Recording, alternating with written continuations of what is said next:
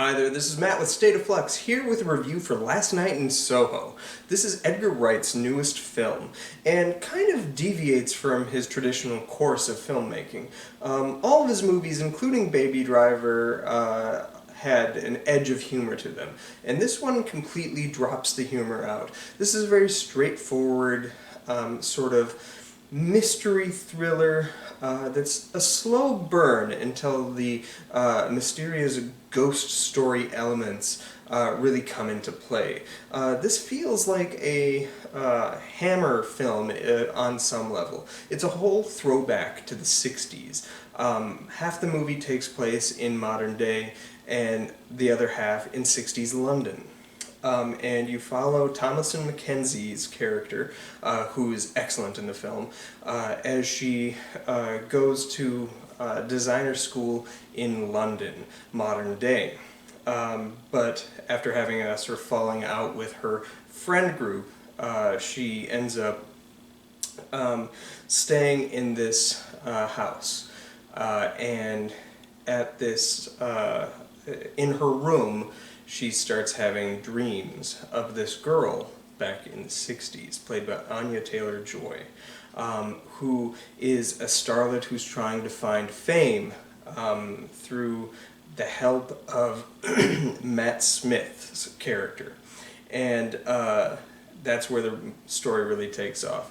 This film tackles sort of strong feministic storytelling, where you're looking at what it takes or what it took to reach fame in the 60s in a very male-driven society. And I think this movie came about because Edgar Wright has never really handled women characters very well. Edgar Wright is one of my all-time favorite filmmakers. I think, honestly, he might be the greatest active living director today, and he's not getting the recognition he needs or deserves. But he took that criticism of poorly used female characters pretty sharply with Baby Driver. And so he made this film with the focus almost exclusively on the female characters. There's 3 or 4 that really predominantly drive the film, and I think this is definitely a step up in the right direction for him. And it doesn't hurt that the performances are so bleeding strong. Thomasin McKenzie and Anya Taylor-Joy are great, and I would not be surprised if Anya Taylor-Joy specifically finds herself in the Oscar consideration candidacy for supporting actress. She's great. Diana Rigg, who you might know from the old Avengers TV show, Avengers, the British TV show, not the superheroes. She has a pretty pivotal role. This is her final role. She passed away in 2020. She has a pretty striking role in this, and she's pretty good as well. The visuals of this film are stunning, as you would expect with any Edgar Wright film. However, I do think this movie was a little mishandled in its marketing, because it promises kind of a scary movie, and it's not really scary. It promises a lot of really fantastical images, which are definitely present, but I would just say only about 30% of this film is fantastical images. This really is kind of a quiet, slow burn movie. As I say, it kind of reminded me of the old Hammer horror films when they were operating kind of on a lower budget and told atmospheric stories of hauntings and stuff like that. And then you get the Edgar Wrightiness of it with the strong, powerful visuals that really pop and flare. The use of color in this film is incredibly dynamic and wonderful. The music in this film is stunning. And the recreation of 60s London in this is just breathtaking. This kind of acts, or could almost feel like a sister film to Once Upon a Time in Hollywood from last year, or 2 years ago rather.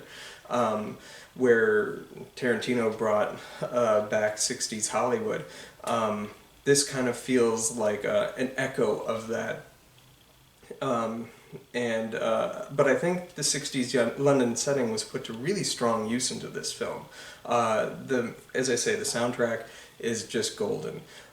This is a pretty great movie. However, I will say this is, at least as of now, my least favorite Edgar Wright movie.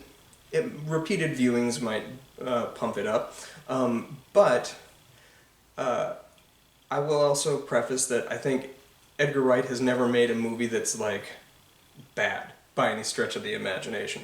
Shaun of the Dead is arguably the best zombie movie next to Night of the Living Dead. Hot Fuzz, I think, is the best buddy cop movie. I really liked what he did with alien invasion films with The World's End. He made the best live-action anime, live-action video game, and live-action video game with Scott Pilgrim vs. the World, while adapting a comic book, making it one of the best adaptations of a comic book brought to screen. This man can do no wrong, and Baby Driver is one of the best heist movies I've ever seen. So when he tackles genre, he knows how to deconstruct it into its core elements and present it in a way that is just like breathtaking, mind-blowing, and great. And he definitely does that with the ghost story elements of this film. But this one sort of lacks a little bit of the flair that most of his movies do, and I think that lack of sense of humor just might have been the thing that I was kind of looking for a little bit. That and the fact that the advertising kind of promises a little bit of a different movie than you get.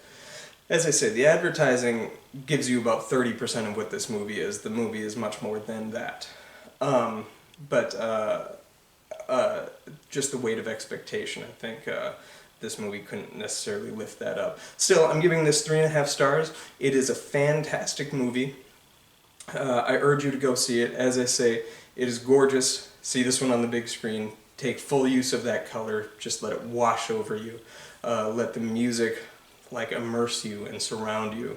And fall in love with Anya Taylor-Joy's just profoundly good performance. That woman's singing voice, she's certainly going to get nominated for the song, and this movie's going to get all sorts of nominations for production design and all that kind of stuff for its recreation of the 60s. So yeah, check out Last Night in Soho. The movie is fantastic, and let me know what you thought of it if you've gotten a chance to see it. Also, drop down in the comments below your favorite Edgar Wright movie. Mine is Hot Fuzz. Like, subscribe, ding the bell, do all that good stuff. Thanks for watching. Peace.